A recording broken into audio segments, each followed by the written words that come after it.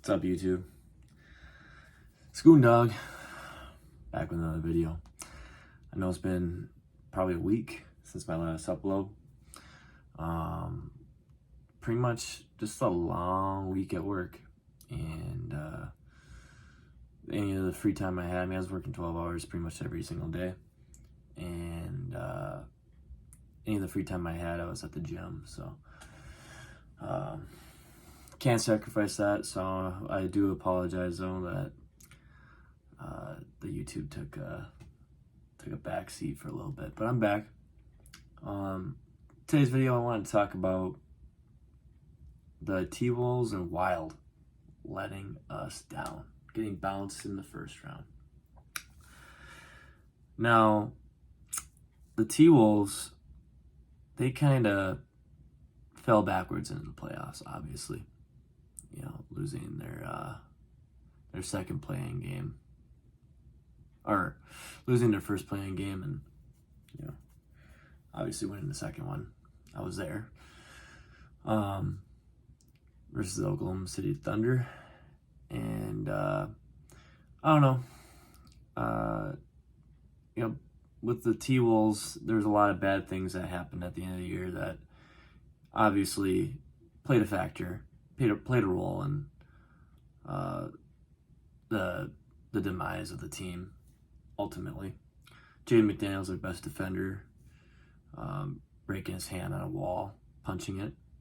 Talked about that in a previous video. Rudy Gobert punching slow-mo. All those things ultimately bring me to bring my mind to the biggest problem, which I think is coaching. And this goes for both teams. I'll elaborate a little bit with the Wild later, but both these coaches are what I think Finch this was his third year. Dean Evison, that was his fourth year, I believe. So they're both right around the same point. Both have had more than enough chances to prove themselves, and have came up short. Now, I read something, it might have been a tweet or something on SportsCenter, stating that a Minnesota team, it had all of our Minnesota teams last time they made it past the first round of the playoffs, and all of them were almost in the thousands. So obviously we're lacking success. Now, both teams, you can't say that they don't have talent. T-Wolves are full of talent, to be honest with you. Oh yeah, I forgot talking about Naz Reid, another big piece of the team that I believe that we should build around. Was also out for that series. Both teams have a ton of talent. Obviously, the Wild have Kaprizov, Matt Boldy, a handful of elite defenders. Obviously, Brodin and Spurgeon. And then we got that guy from the Gophers, Brock Faber. And really, top to bottom, we're a pretty solid team. Very good goaltending. And we just couldn't get it going. And I think what can't be passed up is the fact that momentum is really a thing in sports. You can't measure it, and as a coach, you kind of have to have you gotta have a sense for it, and how to continue it, and how to stop the other team from continuing their momentum or building momentum. And with Chris Finch, I think the biggest problem is not calling timeouts appropriately. He'll let teams go up to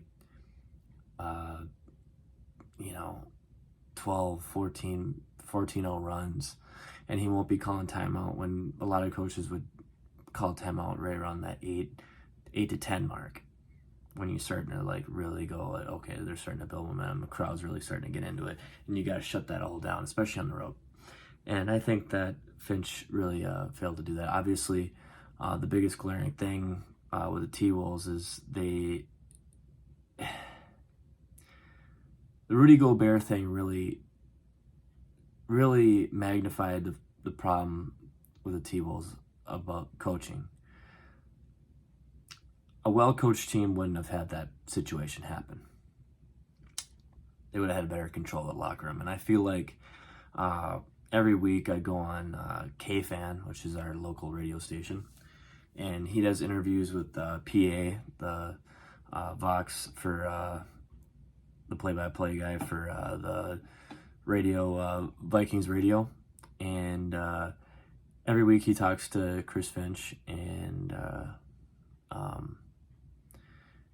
just the excuses, the same things, like the mental errors, the rebounding, just things that just were recurring issues throughout the year. Making dumb fouls. Cat obviously played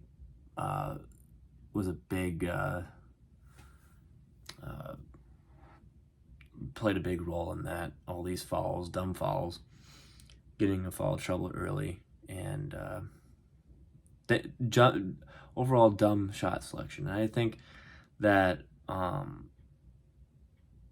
ultimately it's time to move on. It's time to move on both sides.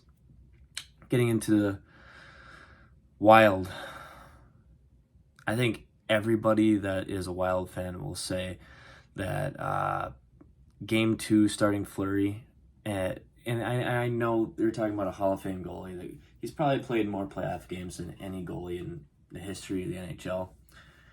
Definitely a first ballot Hall of Famer. The decision to play him Game 2 after Gus's record-breaking performance just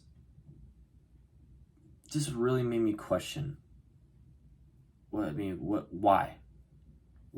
do that? Why would you not play the hot hand? A lot of if you look out through the years and who's had success in the NHL and won cups, it's always been teams that have a hot goaltender and are scoring. At the end, the Wild didn't have either of those. I mean, they got beat up the last few games. So, and I know officiating was on our side. There's a couple bad calls on Foligno, especially the major being the glaring one. But I hate doing this. But all Minnesotans know that we don't get called. We don't get the calls. I mean, we might get a few calls, but it's so slanted against us. It's very obvious. And anybody like me who watches a large portion of Minnesota sports, even in baseball. I mean, the Yankees pitcher had some substance on his hand, and I don't even think they kicked him out of the game. I think they just gave him a warning, which if this happened to pretty much any other team, I swear, or against another team, I swear they would have done something major. So the refs are never on our side. So what we got to do is we got to play like we're playing against the refs and the other team. And we didn't show any. The team will show a little bit of fight at the end, but overall, I think it's time to move on with both. I'm a big proponent of shaking things up after, like, at least give the new regime at least 3 to 4 years. And if they're not improving, which they didn't this year, then it's time to move on. Everyone knows the definition of insanity, and that's doing the same thing over and over and over and expecting a different result. We know what these guys are all about. We know the same mistakes that they're making. We know that there's some issues going on behind the scenes. And it's time to move on. It's time to get a different coach and see where it takes us. Obviously, both teams, I believe, need a little bit of a shakeup in the rosters. Wild are a more complete team, but The T-Wolves, I think the two centers just don't fit. They just don't fit in the team. The offense that I believe that we should run. Anthony Edwards is the future of this team. We should build around him, Jaden McDaniels, and Naz Reid going on in the future. Cat, it just takes a lot of dumb shots, and I think he believes he's the star of the team, which rightfully so. I mean, he was a number one pick, and it makes sense. He's probably the greatest scoring center of all time, but it just, having him around stunts Ant's growth, and